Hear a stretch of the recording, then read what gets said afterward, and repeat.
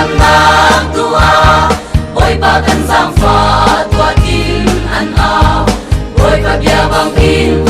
an zot na viat te in an dam kan pa chen bia chu zum tu cha chu kan tak sa tharau dam na asi jordan ti fa a dam na ka lo abia adam na ka Amen, hallelujah. Sale tharau adam lau mi nan umma nong ra thai le ban sang ao shami nan umma chilong ke kwai le mi thi kai zum na kin boy pa kan hal a chun na zo ta ke le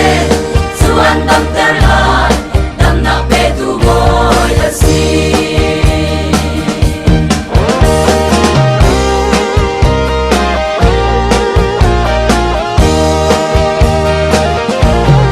hôm nay ni chung ki a chuak mi nu Giêsu quan ki tong in a dam chang som thum le kum ria yang a zem wi pa a dam chang zum na in le chau lang tu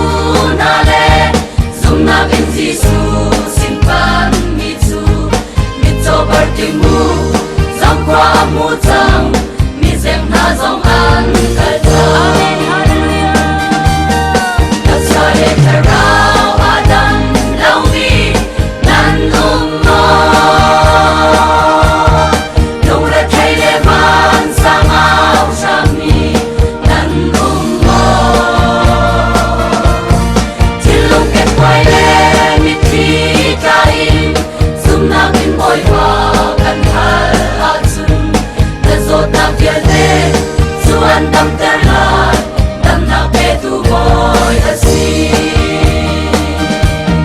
ram ta chung a Israel mi phun